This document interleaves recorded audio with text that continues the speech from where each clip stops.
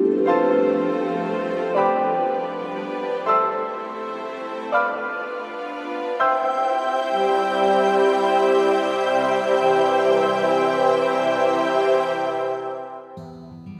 जी के जन्म की सबसे लोकप्रिय कथा। आज हम जानेंगे राधा जी के जन्म से सबसे लोकप्रिय और आश्चर्यजनक कथाएं कौन कौन सी हैं।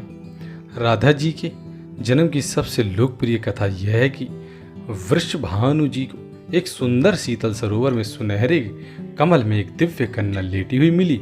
वे उसे घर ले आए, लेकिन वह बालिका आंखें खोलने को राजी नहीं थी। पिता और माता ने समझा कि वे देख नहीं सकती, लेकिन प्रभु लीला ऐसी थी कि राधा सबसे पहले श्री कृष्ण को ही देखना चाहती थी। अतः जब बाल रूप में श्री कृष्ण जी से उनका सामना हुआ तो उन्होंने अपनी आंखें खोल दी। एक अन्य कथा के अनुसार राधा द्वापर युग में श्री वृषभानु के घर प्रकट होती हैं। कहते हैं कि एक बार श्री राधा गोकुल विहारी से रूठ गईं। इसी समय गोप सुदामा प्रकट हुए। राधा का मान उनके लिए असहाय हो गया। उन्होंने श्री राधा की भर्त्सना की। इससे कुपित होकर राधा ने कहा, सुदामा, तुम मेरे हृदय को संतप्त करते हुए असुर की भांति कार्य कर रहे हो, अतः तुम असुर योनि को प्राप्त हो। सुदामा कांप उठे, बोले, गोलोकेश्वरी, तुमने मुझे अपने शाप से नीच गिरा दिया।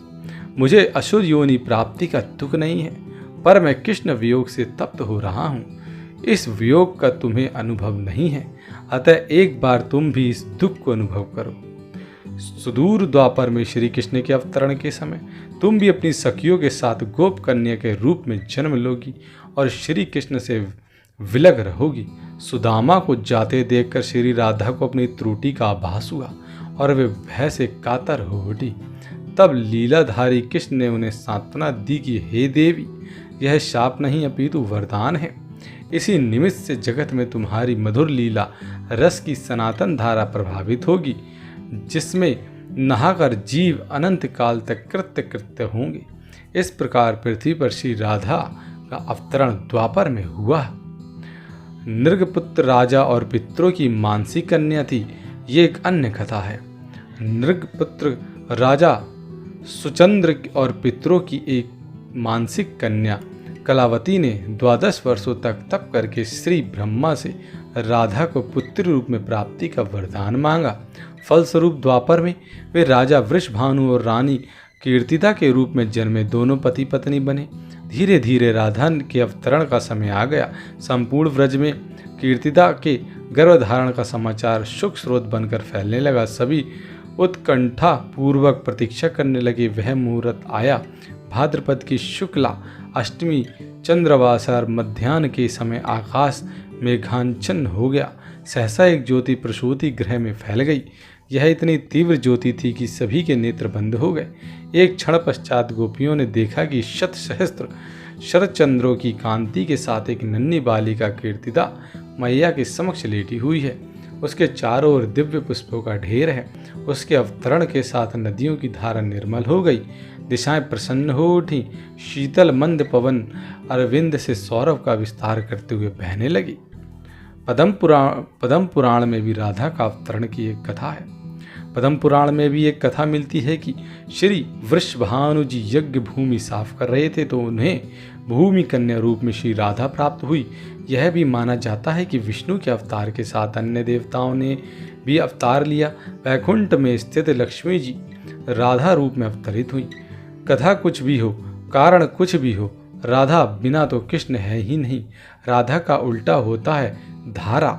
धारा का अर्थ है करंट, यानी जीवन शक्ति। भागवत की जीवन शक्ति राधा है। कृष्ण देह है तो श्री राधा आत्मा। कृष्ण शब्द है तो राधा अर्थ है। कृष्ण गीत है तो राधा संगीत है। कृष्ण वंशी हैं तो राधा स्वर है। भगवान ने अपनी समस्त संचारी शक्ति राधा में समाहित की है। इसलिए कहते हैं, जहाँ कृष्ण राधा तहाँ जहाँ राधा तम कृष्ण, न्यारे निमिष ना होत कहू समुझी करहु यह प्रश्न। इस नाम की महिमा अपरंपार है। श्री कृष्ण स्वयं कहते हैं, जिस समय मैं किसी के मुख से राह सुनता हूँ उसे मैं अपना भक्ति प्रेम प्रदान करता हूँ, और धा शब्द को उच्चारण करने पर तो मैं राधा नाम सुनने के लोभ से उसके पीछे चल देता हूँ। राधा कृष्ण की भक्ति का कालांतर में निरंतर विस्तार हुआ। निम्बार्क वल्लभ, राधा वल्लभ और सखी समुदाय ने इसे पुष्ट किया। राधा के साथ श्री राधा सर्वोच्च देवी रूप विराजमान है। कृष्ण जगत को मोहते हैं और राधा कृष्ण को 12वीं सदी में जयदेव जी के गीत गोविंद रचना से संपूर्ण भारत में कृष्ण और राधा के आध्यात्मिक प्रेम का संबंध का जन जन में प्रचार होने लगा। भागवत में राधिका का प्रसंग मिलता है। अनया आराधितो नूनम भगवान हरीश्वर यन्नो विहाय गोविंदः प्रीतो यामना तरह। प्रश्न उठता है कि तीनों लोक का तारक कृष्ण को शरण देने की सामर्थ्य रखने वाला यह हृदय उसी राधिका का है जो पहले राधिका बनी, उसके बाद कृष्ण की आराध्य हो गई। राधा को परिभाषित करने का सामर्थ्य तो ब्रह्मा में भी नहीं। कृष्ण राधा से पूछते हैं कि हे राधे, भागवत में तेरी क्या भूमिका होगी? राधा कहती है, मुझे कोई भूमिका नहीं चाहिए कान्हा, मैं तो तुम्हारी छाया बनकर रहूंगी। कृष्ण के प्रत्येक सृज की पृष्ठभूमि यही छाया है, चाहे वह कृष्ण की बांसुरी का राग हो या गोवर्धन को उठाने वाली तर्जनी, या लोकहित के लिए मथुरा से द्वारिका तक की यात्रा की आत्मशक्ति। राधिका में आ को हटाने से राधिका बनता है। इसी राधिका का वर्णन महाभारत या श्रीमद् भागवत में प्राप्त है और श्री राधा नाम का उल्लेख नहीं आता। भागवत में श्री राधा का स्पष्ट नाम का उल्लेख न होने के कारण एक कथा यह भी आती है कि शुकदेव जी को साक्षात श्री कृष्ण से मिलाने वाली राधा है और शुकदेव जी उन्हें अपना गुरु मानते हैं। कहते हैं कि भागवत के रचयिता शुकदेव जी राधा जी के पास शुक रूप में रहकर राधा राधा नाम जपते थे। एक दिन राधा जी ने उनसे कहा कि हे शुक, तुम अब राधा के स्थान पर श्री कृष्ण का जाप किया करो। उसी समय श्री कृष्ण आ गए।